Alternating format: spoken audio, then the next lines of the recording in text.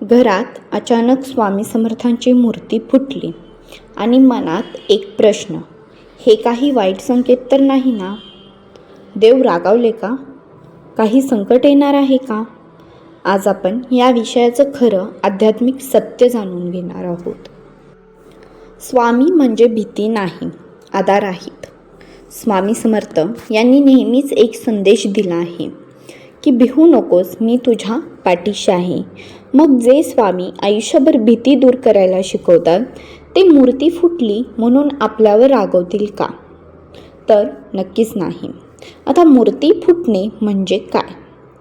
तर धार्मिक शास्त्रानुसार मूर्ती जर खंडित म्हणजे तुटलेली असेल तर पूजेसाठी योग्य राहत नाही, पण ते अपशकुन नसतो. आता मूर्ती का फुटते?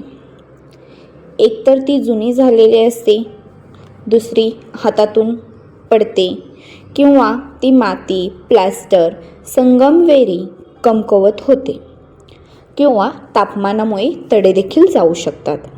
ही सर्व आहेत ना, ही नैसर्गिक कारणे आहेत. पण एक लक्षात ठेवा की देव मूर्तीत बंदिस्त नसतो, तो आपल्या श्रद्धेत असतो. आता लोकांमध्ये असलेले गैरसमज किंवा मूर्ती फुटली म्हणजे संकट येणार, घरात काहीतरी वाईट होणार, देव रागावले आहेत का? हे सर्व जी अंधश्रद्धा आहेत, स्वामी समर्थांनी कधीच भीती पसरवली नाही. ते नेहमी श्रद्धा, ध्येय शिकवतात. भीती ही मनाची निर्मिती असते. आता मग योग्य काय करावे?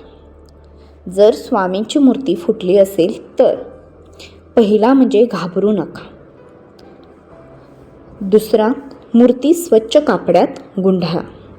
3, जवळच्या नदीत विसर्जन किंवा झाडाखाली स्वच्छ जागेत पुरा. 4, नवीन मूर्ती आणा. आणि 5, साध्या पद्धतीने पुन्हा पूजा सुरू करा. कोणत्याही मोठ्या विधीची गरज नाही. यानंतर आपल्याला भावनिक संदेश देते की स्वामींना दगडाची मूर्ती नको असते. स्वामींना दगडाची मूर्ती नको असते, त्यांना हवी असते श्रद्धा, विश्वास आणि चांगले कर्म. मूर्ती फुटली म्हणजे कदाचित एक संकेत असू शकतो. नवीन सुरुवात कर, भीती सोडा आणि विश्वास ठेवा. श्री स्वामी समर्थ. जर तुम्हालाही असा अनुभव आला असेल तर कमेंटमध्ये नक्की लिहा. भिवू नकोस, मी तुझ्या पाठीशी आहे. व्हिडिओ आवडला असेल तर लाईक करा, शेअर करा आणि सबस्क्राईब करायला विसरू नका.